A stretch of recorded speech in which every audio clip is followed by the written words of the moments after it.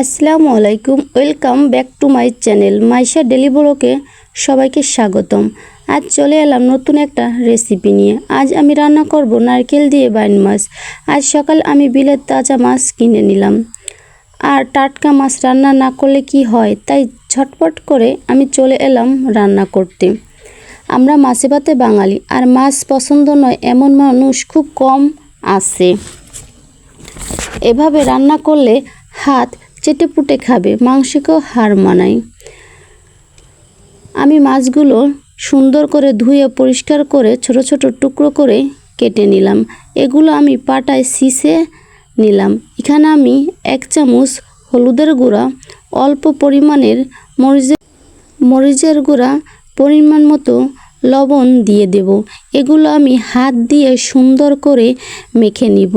কিছুক্ষণ এভাবে আমি হাত দিয়ে নেড়েচেড়ে মাছটা মাখিয়ে নিলাম। আজ কিন্তু আমি সম্পূর্ণ রান্নাটা মাটির চুলায় করব, আর মাটির চুলার রান্না কিন্তু সেই স্বাদ, তাই না? যারা মাটির চুলায় রান্না করেন তারাই বলতে পারবেন। আজ আপনাদের সাথে গল্প করতে করতে চলে এলাম কিন্তু আমি চুলার কাছে। চুলায় কড়াই বসিয়ে দিলাম, আর সুন্দর করে আমি আগুনটা ধরিয়ে দিলাম।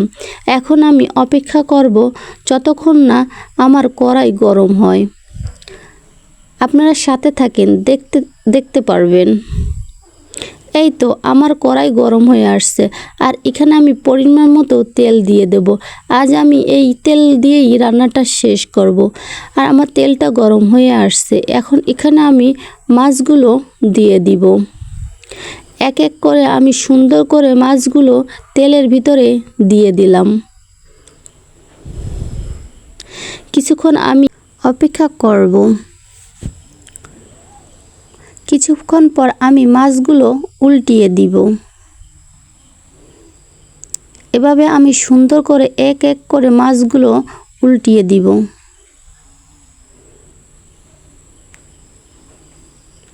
আমি মাছগুলো উল্টিয়ে দিয়েছি। আজ কিন্তু আমি মাছগুলো হালকা ভেজে নিব।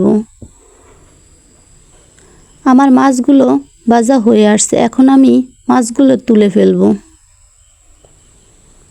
আমি মাছগুলো তুলে নিলাম। এখন আমি এই তেলের ভিতরে পেঁয়াজ কুচি দিয়ে দিব, মরিচ কুচি দিয়ে দিব।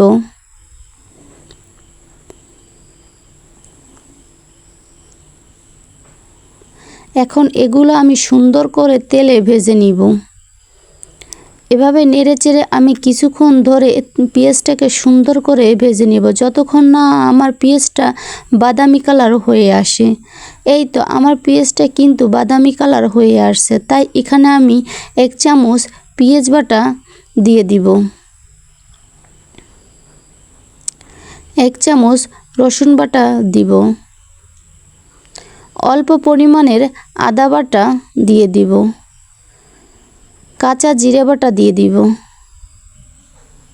এখন এই সব উপকরণগুলো আমি আবারও সুন্দর করে তেলে ভেজে নিব।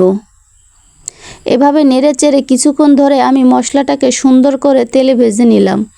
এই তো এখানে আমি 1 চামচ বাদাম বাটা দিয়ে দিব, নারকেল বাটা দিয়ে দিব। এখন আমি নারকেল বাটা দিয়ে দিলাম। এখন সবগুলো উপকরণ আমি একসাথে সুন্দর করে তেলে ভেজে নিব। এভাবে নেড়েচেড়ে আমি সবগুলো উপকরণ মিশিয়ে নিব। এই তো দেখতেই পারছেন আমি কিছুক্ষণ ধরে নেড়েচেড়ে মশলাটা মিশিয়ে নিলাম। এখন এখানে আমি 1 চামচ মরিচের গুঁড়া, 1 চামচ হলুদের গুঁড়া, অল্প পরিমাণের লবণ দিয়ে দিলাম। যেহেতু আমি আগে মাছটা লবণ দিয়ে ভেজেছি, তাই অল্প করে লবণ দিয়ে দিলাম। এই তো আপনাদের সাথে গল্প করতে করতে আমার মশলাটা কিন্তু সুন্দর করে ভেজে নেওয়া হয়ে আসছে। আর এখানে আমি অল্প পরিমাণের পানি দিয়ে দিব। পানি দিয়ে সুন্দর করে মশলাটা আমি আবারও নেড়েচেড়ে দিব। এখন এখানে আমি আগে থেকে ভেজে রাখা মাছগুলো দিয়ে দিব। মাছগুলো আমি দিয়ে দিলাম।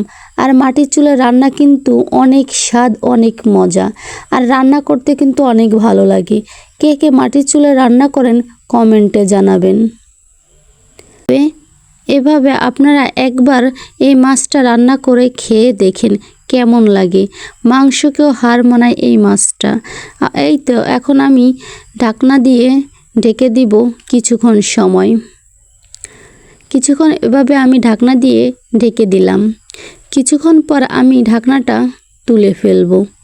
আমার রান্নাটা কিন্তু প্রায় শেষের দিকে, তাই আমি আবারও মাছটাকে নেড়েচেড়ে দিব।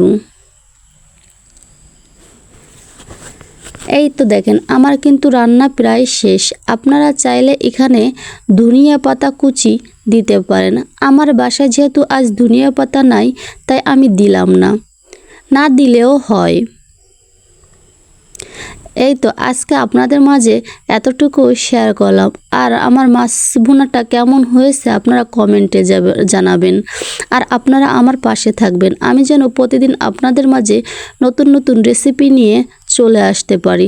আজ এই পর্যন্তই। আল্লাহ হাফেজ।